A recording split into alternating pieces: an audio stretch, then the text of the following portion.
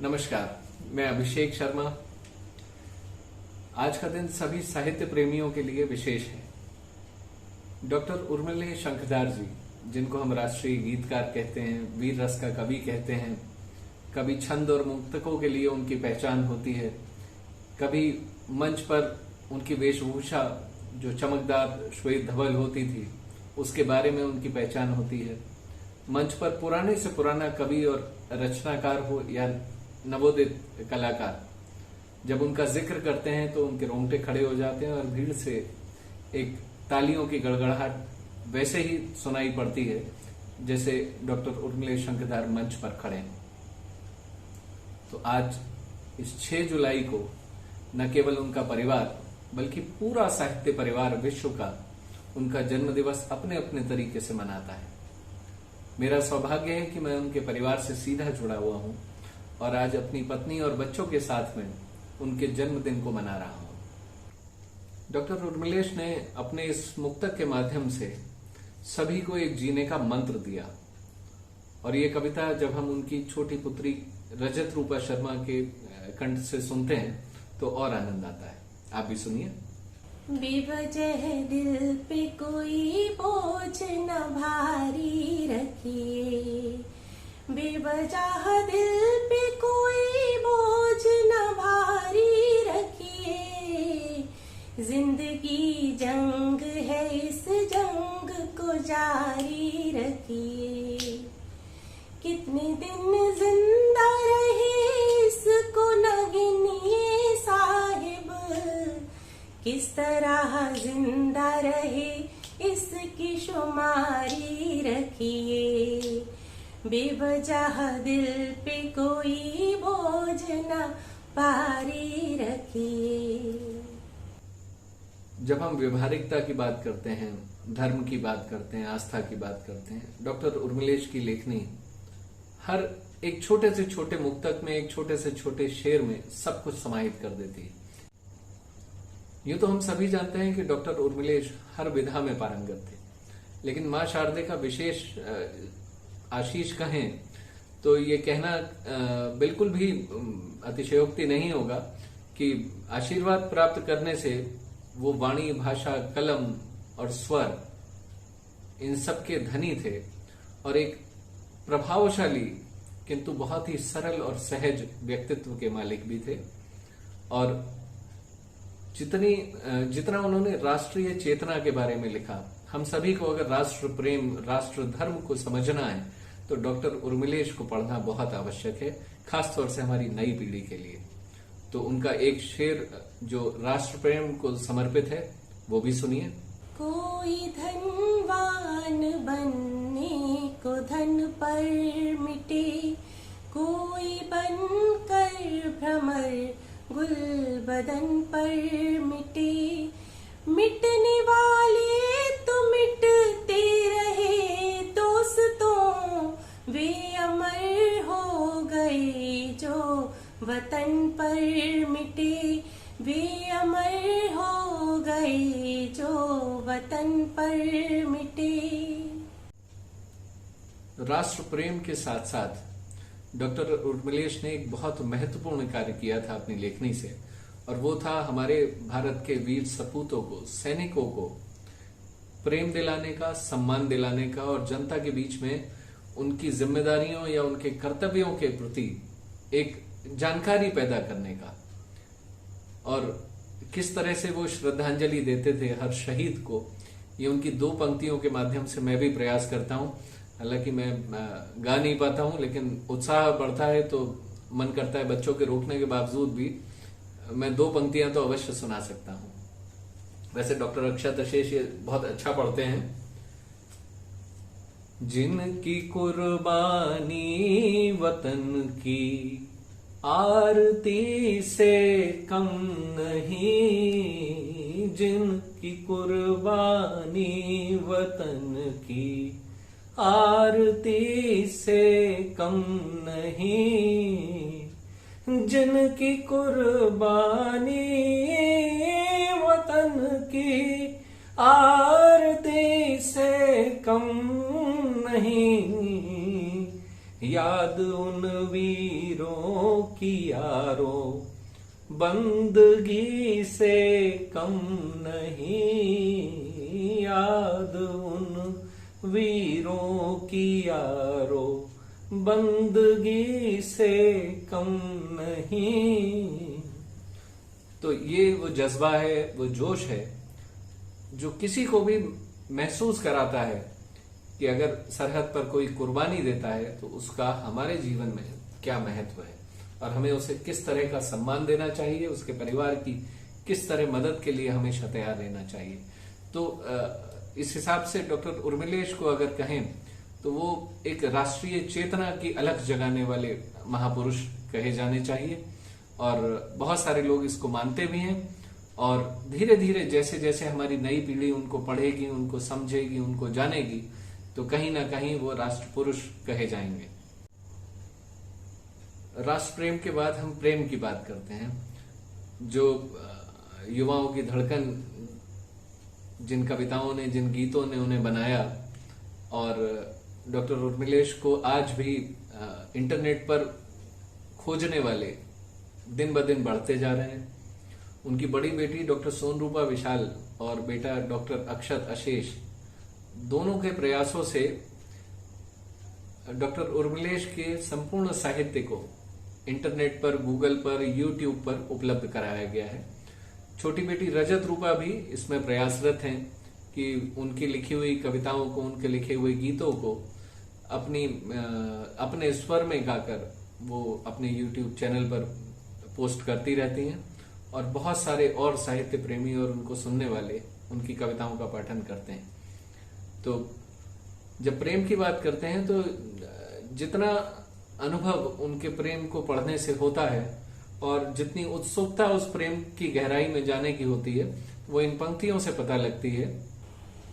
रंगों भरी ये शाम तुम्हारे ही नाम है, रंगों भरी ये शाम तुम्हारे ही नाम है।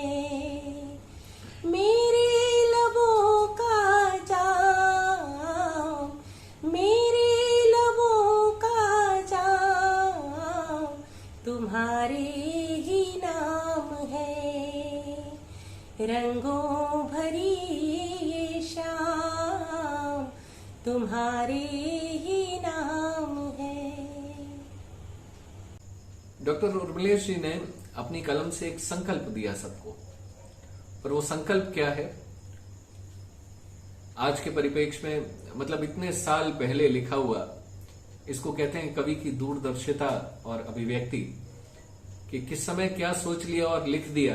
और आज भी ऐसा लगता है जैसे अभी कल की बात है और कल ही शायद डॉक्टर उर्मिलेश ने इसको लिखा होगा कि सूर्यवंशी राम के इस देश में अब, सूर्यवंशी राम के इस देश में अब ज्योति की उद्भावना होकर रहेगी।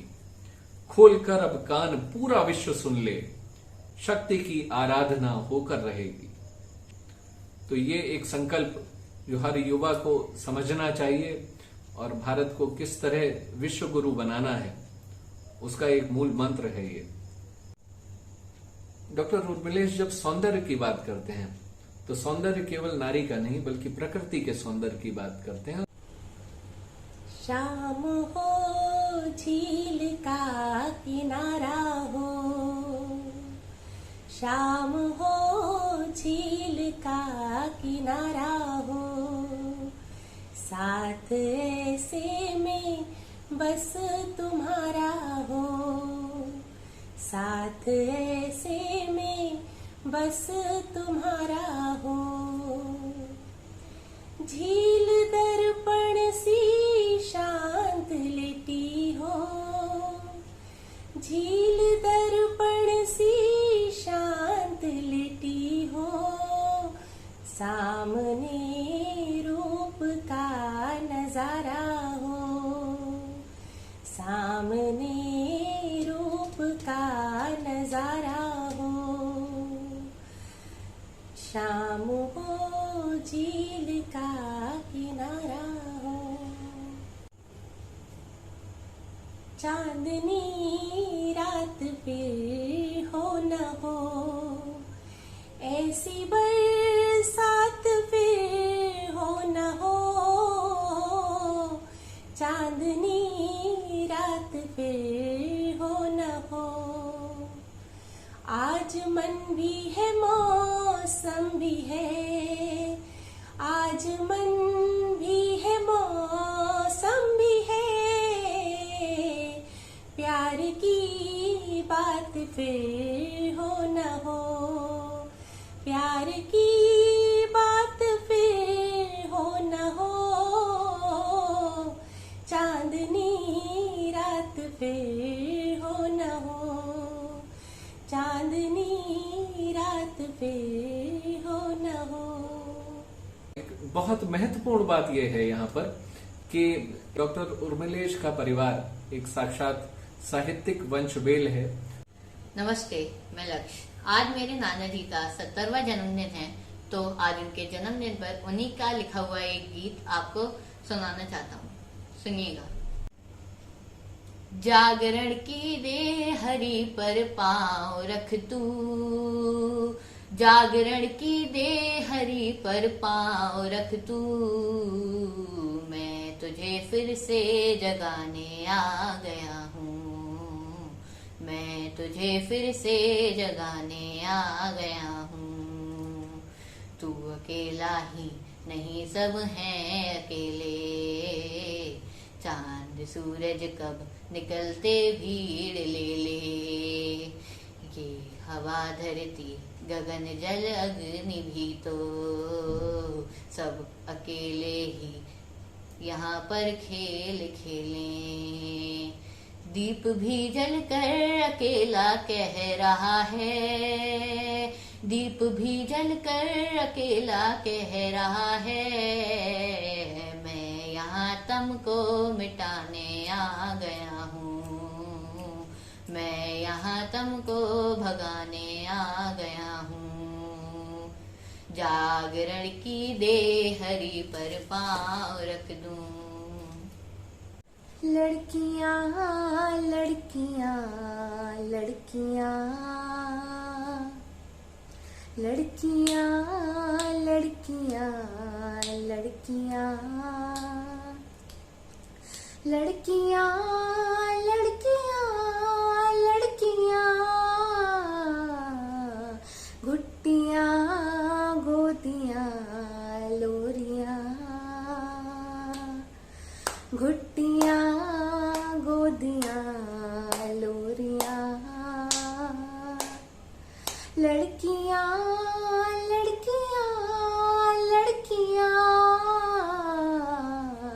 तख्तियां कॉपियां गिनतियां, गिनतियां तख्तियां कॉपियां, लड़कियां लड़कियां लड़कियां, मछलियां हिरनियां तितलियां, मछलियां हिरनियां तितलियां, लड़कियां लड़कियां लड़कियां, चिट्ठियां खिड़कियां हिचकियां, चिट्ठियां खिड़कियां हिचकियां, लड़कियां लड़कियां लड़कियां, शादियां डोलियां सिसकियां, शादियां डोलियां सिसकियां, लड़कियां लड़कियां लड़कियां, रानियां बीवियां दासियां, रानियां बीवियां दासियां, लड़कियां लड़कियां लड़कियां, झुर्रियां हड्डियां पतलियां, झुर्रियां हड्डियां पतलियां, लड़कियां लड़कियां लड़कियां, अर्थियां लकड़ियां तीलियां, अर्थियां लकड़ियां तीलियां, लड़कियां लड़कियां लड़कियां, लड़कियां लड़कियां लड़कियां। जब डॉक्टर उर्मिलेश मंच पर होते थे, लोग सुबह 4 बजे तक कवि सम्मेलन में बैठकर सिर्फ इसलिए प्रतीक्षा करते थे कि अंत में डॉक्टर उर्मिलेश वंदे मातरम गाएंगे। आज हमें सौभाग्य मिला है, हम अपने परिवार के साथ, मेरी पत्नी और मेरे दोनों बच्चे, वंदे मातरम का शुरू का एक मुखड़ा आज जन्मदिन के उपलक्ष्य में अवश्य गाएंगे। और उससे पहले ये बताना बहुत आवश्यक है कि उन्होंने आजादी को किस तरह परिभाषित किया। तो डॉक्टर उर्मिलेश जी ने आजादी के बारे में सिर्फ 2 पंक्तियों में ऐसा लिख दिया जो हमें समझना होगा। आजादी आत्मनियंत्रण है, यह कोरी स्वच्छंदता नहीं। आजाद देश के लोगों को शायद अब तक ये पता नहीं। और इसके साथ आज के जन्मदिन के उपलक्ष्य में वंदे मातरम से इसका समापन बहुत आवश्यक है। तो आइए शामिल होते हैं डॉक्टर उर्मिलेश द्वारा रचित वंदे मातरम में। उत्तर से लेके दक्षिणी लकीर तक, पूर्वा से लेके पश्चिमी समीर तक, सागरों से लेके नदियों के नीर तक, पर्वतों से लेके घाटियों के तीर तक, आत्मा से लेके नश्वर शरीर तक, कन्याकुमारी से लेके कश्मीर तक, चाहे जिंदा रहे चाहे मर जाए हम, गाएंगे गाएंगे हम वंदे मातरम। चाहे जिंदा रहे चाहे मर जाए हम, गाएंगे गाएंगे हम वंदे मातरम, गाएंगे गाएंगे हम वंदे मातरम, गाएंगे गाएंगे हम वंदे मातरम। हैप्पी बर्थडे पापा। आप सभी के प्यार ने आज भी पापा को जीवित रखा है। उनकी कविताओं को आप लोग सभी पढ़ते रहिए, उनको सुनते रहिए, बहुत कुछ सीखने को मिलेगा। नमस्कार।